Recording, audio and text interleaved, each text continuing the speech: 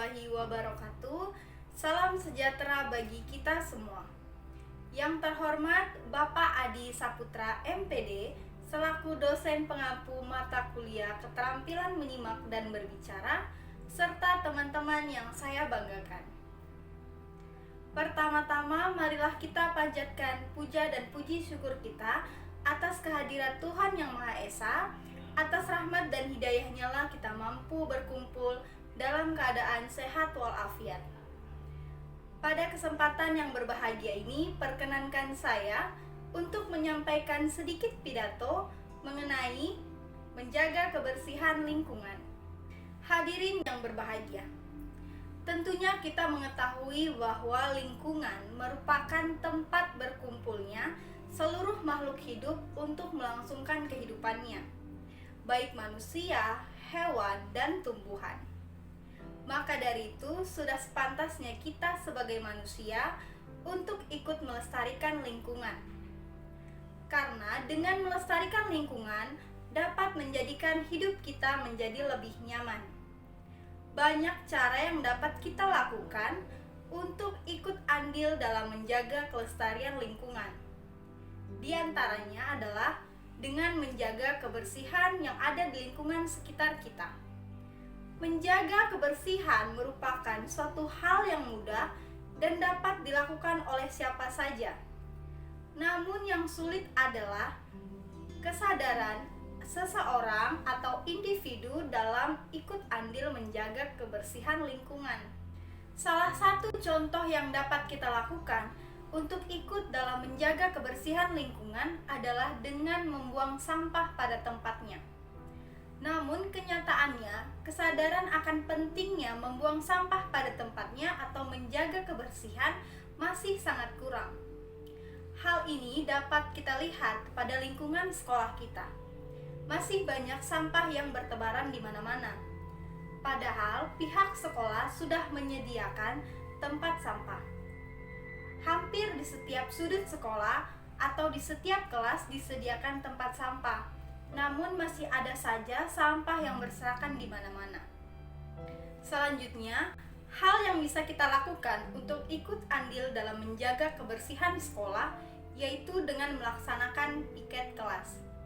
Kita ketahui bahwa piket kelas merupakan kegiatan yang dilakukan secara berkelompok untuk membersihkan kelas masing-masing. Namun pada kenyataannya hanya sedikit siswa yang benar-benar melaksanakan piket kelas.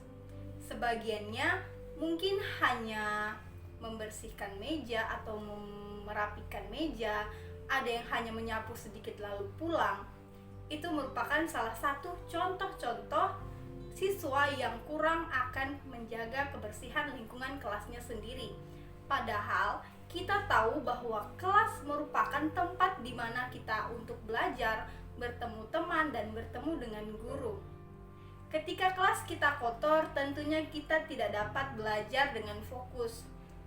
Kelas yang kotor akan menimbulkan banyak sekali kekurangan yang akan dialami siswa atau guru yang sedang mengajar. Jika kita rajin membersihkan kelas, maka kita juga akan nyaman ketika berada di sekolah. Kita juga akan nyaman ketika belajar.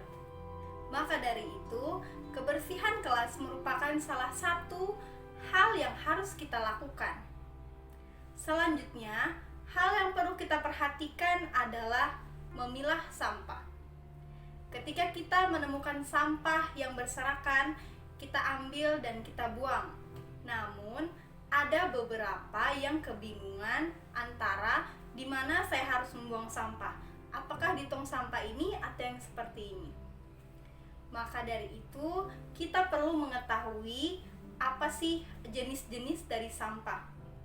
Sampah itu terbagi menjadi dua, yaitu sampah organik dan sampah anorganik.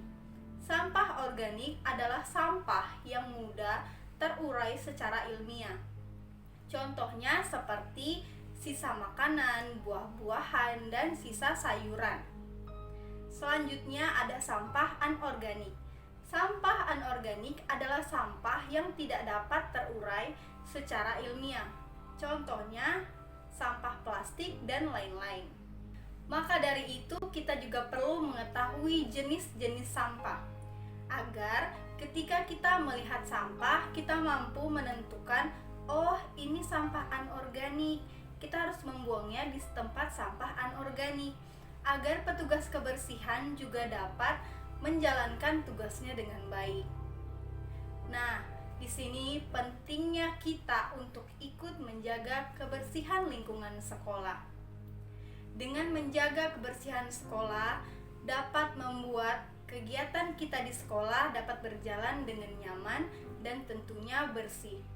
Karena apa? Ketika sekolah kita kotor, tentunya akan menimbulkan banyak kerugian yang akan kita alami.